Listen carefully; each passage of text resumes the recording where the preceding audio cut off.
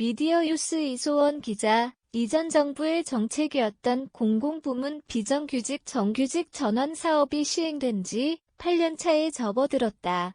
해당 사업은 문재인 전 대통령의 대선 1호 공약으로 청년들의 고용 불안 해결을 목표로 했다.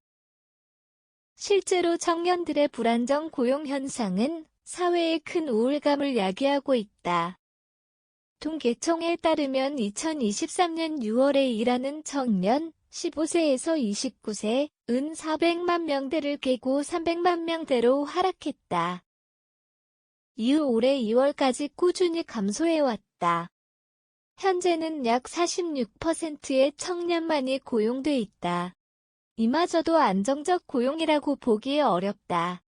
취업이 어려운 세대인 청년들의 비정규직 비율이 늘었기 때문이다. 고용노동부 현장행정실에 따르면 812만 비정규직 중 261만 명을 차지하는 60세 이상을 제외하고 높은 연령대는 청년인 것으로 나타났다.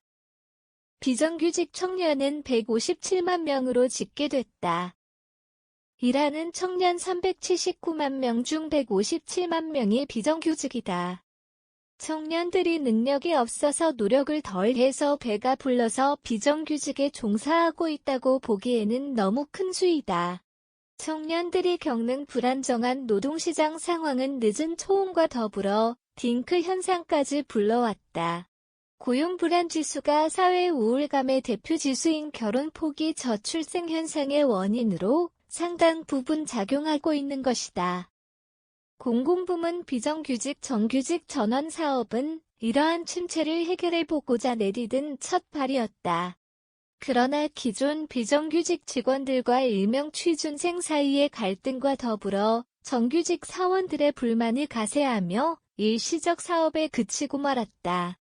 당시 기존 직원들을 우대하는 조항을 넣어 정작 근본적인 문제인 높은 비정규직 고용률 자체를 해결하지 못했다는 비판도 있다. 기존 비정규직 사원들을 우대해 먼저 정규직으로 전환해주다 보니 입사를 위해 조건을 충족시켜왔던 예비 정규직 사원들과의 마찰이 생기도록 만든 모양새이다. 입사 준비생들은 일정 부분 자리를 빼앗겼다는 느낌을 받았고 역차별을 주장할 수밖에 없었다. 이렇게 비정규직의 정규직 전환을 가로막은 건 다름 아닌 능력 있다고 여겨지는 청년들이었다.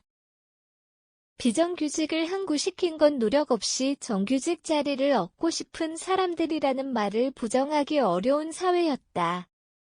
그러나 앞서 이야기했던 약 40%의 청년들이 능력이 없어 비정규직에 오래 종사한다고 볼 수는 없다.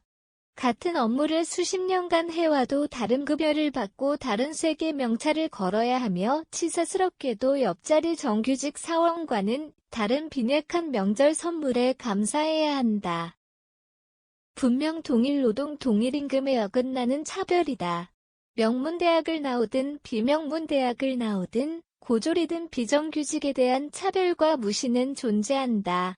그럼 명문대학을 나오지. 비정규직의 차별 대우가 수면 위로 올라올 때마다 발목을 잡던 말이다. 명문대학을 나와 호봉제 인정해주는 정규직 사원이 되면 된다는 간단한 논리는 결국 차별받아 마땅한 이들이 세상에 존재한다는 말로 이해된다. 통계청에 따르면 2023년 8월 대졸 이상, 석 박사 포함 비정규직은 300만 명을 돌파했다. 매해 대졸 이상 비정규직 수는 이전 기록을 경신해왔다. 이들이 비정규직으로서 받는 차별 대우는 능력주의 방식으로는 설명할 수 없을 것이다. 능력의 기준에 대해서도 생각해봐야 한다. 노동시간이 덜한 것도 업무 강도가 다른 것도 아닌 직원 둘의 임금의 차이가 나는 일이 흔한 사회에서 이를 차별이라 인식하기는 쉽지 않다. 조금 더 현실을 보자면 비정규직 사원이 정규직 사원보다 먼저 입사했다고 하더라도 신규 정규직 사원이 더 높은 초봉을 채택받으며 근속연수에 따라 호봉제도 인정된다. 5년 근무한 비정규직 사원과 1개월 근무한 정규직 사원 중 누가 더 업무에 익숙할까?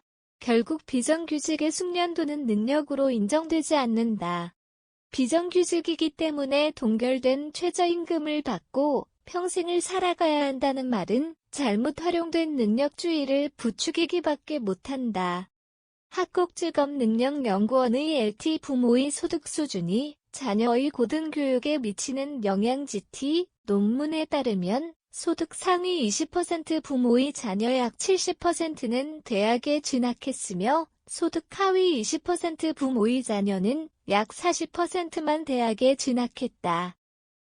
우리 사회의 능력주의가 결과론적 평등에 기인하고 있는 것은 아닌지 다시 한번 고려해봐야 할 문제이다. 23개월 일하고 한 달 쉬고 또 23개월 일하는 무기계약직 이전 정부의 비정규직 정규직 전환 사업은 극단 능력주의 사회로 향하는 것을 멈추고 직장 내 차별 대우를 줄이기 위해 시작되었다. 선안의 도에서 시작된 진보적 성향의 사업이었다. 그러나 해당 사업의 추진과 함께 개정된 LT 기간제 및 단시간 근로자 보호 등에 관한 법률 GT 예기치 않은 새로운 복병을 만들어냈다. 2020년 개정된 비정규직 처우 개선과 관련한 법률은 24개월 이상 근무한 비정규직 사원을 정규직으로 고용 전환해야 한다는 의무적 내용을 담고 있다. 주로 파견직에 속한 비정규직 사원이 정규직 사원과 동일 업무를 하면서 저임금을 받는 부당대우를 줄이기 위해 개정되었다. 법률이 개정되며 인건비 지출 증가에 곤란해진 기업은 새롭게 무기계약직을 만들어냈다. 무기 즉 계약 없는 비정규직이라는 뜻이다. 무기계약직은 법률을 악이용해 24개월 미만인 23개월 계약을 체결하고 1에서 2달을 쉬고 또다시 23개월을 계약해 무기한 비정규직으로 남는 종신계약 직무다. 고용이 불안정한 세대의 청년들이 안정성을 담보로 선택할 수밖에 없도록 기업이 행하는 추태이다. 정규직이 될 것이라는 희망을 주며 무기한 최저임금으로 동결해 인건비를 아끼는 방안인 것이다. 이들이 동일 노동차별이라는 말을 외칠 때마다 기업은 정규직 직원들이 역차별을 느끼게끔 부추긴다. 결국 비정규직 처우 개선은 노동자와 노동자의 싸움으로 끝맺어질 뿐이다.